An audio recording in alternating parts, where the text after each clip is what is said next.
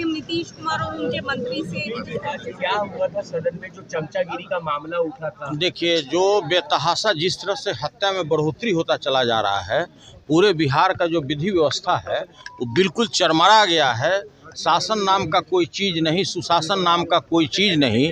आज माननीय मुख्यमंत्री जी की स्थिति है कि उनके सोचने समझने की भी शक्ति खत्म हो चुकी है। अगल बगल के 2-3 जो अपने को घोषित कर चुके हैं कि हम चापलूस हैं, रिकॉर्ड में भी आया हुआ है, उन्होंने स्वयं घोषणा किया कि हम इनके बहुत बड़े चापलूस हैं या चाटुकार हैं, क्या शब्द का इस्तेमाल किया तो याद भी नहीं है। तो भाई, जिस तरह से पूरे राज्य में मतलब समझिए कि गुंडा राज फैला हुआ है, जिस तरह से रोज़ हत्याएं हो रही है, रोज़ महिलाओं के साथ बलात्कार हो रहा है, यही सब मुद्दा लेकर के हम लोग सूचना पर खड़ा होकर मेरे जो मुख्य सचेतक हैं माननीय अब्दुल बारी सिद्दीकी जी ने ये प्रस्ताव दिया। सारे सत्ता पक्ष के लोग को तो भाई सच्चाई बिल्कुल नागवार गुजरता है और उसी पे वो लोग अपना हल्ला करना शुरू किए। उसी में बात बढ़ा तो आप लोग जानते ही हैं कि जिस तरह से उनकी मानसिक स्थिति है, माननीय मुख्यमंत्री जी के घूर फिर करके 2005 पे आ जाते हैं। उनको 2005 के ऊपर गाड़ी स्टार्ट नहीं होता है और उसके बाद वो जैसे ही महिला शब्द आता है तो देखिए अनाप शनाप बकने लगते हैं कि तुम क्या था, ये क्या था। तो ये मुख्यमंत्री की भाषा नहीं हो सकती है। लेकिन चलिए, हम लोग को इसलिए अब इसको बहुत बुरा नहीं लगता है कि अब तो सभी लोग जिसके साथ गोद में बैठे हैं वही लोग बोलते हैं कि आज माननीय मुख्यमंत्री जी की मानसिक स्थिति ठीक नहीं है। तो हम लोग उस पर बहुत संज्ञान में हम लोग उनकी बात को अब लेते भी नहीं हैं।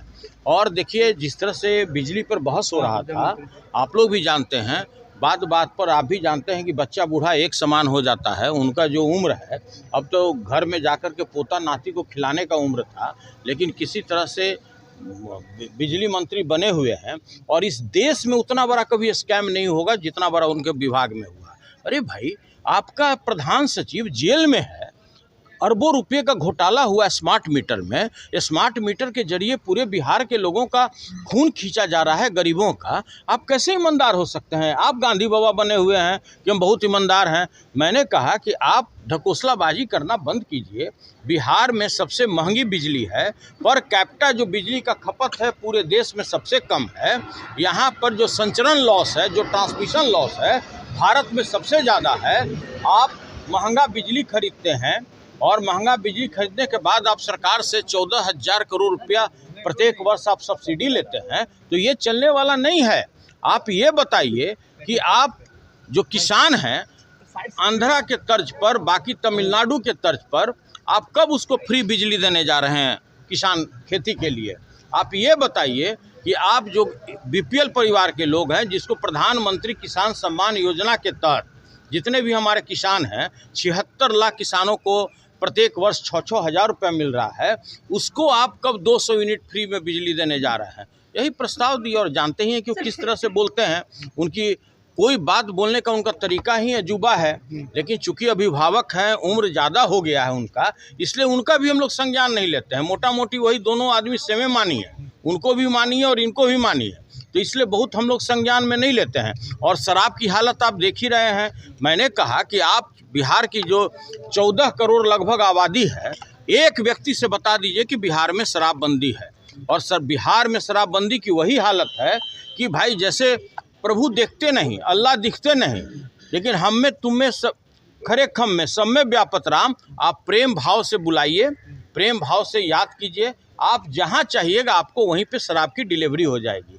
आप तो युवा वर्ग का नस्ल खराब कर दिए, सभी लोग ड्रग के एडिक्ट हो गए हैं और आप कहते हैं कि शराबबंदी है। आज आपने पैरेलल इकोनॉमी खड़ा कर दिया है। सारे लोग मिले हुए हैं, सत्तारूढ़ पार्टी के लोग मिले हुए हैं अवैध शराब के कारोबार में। जितने भी थाना इंचार्ज हैं, 1071 थाना है पूरे राज्य में, सभी में अधिकांश 80% थाना इंचार्ज इसी काम में लगे हैं। या तो दारू है या बालू है। यही बात तो सरकार को अच्छा नहीं लगता है। और आप जानते हैं कि सच्चाई कड़वा होता है और जो सरकार है वो सच्चाई सुनना नहीं चाहती है। तो चमचागिरी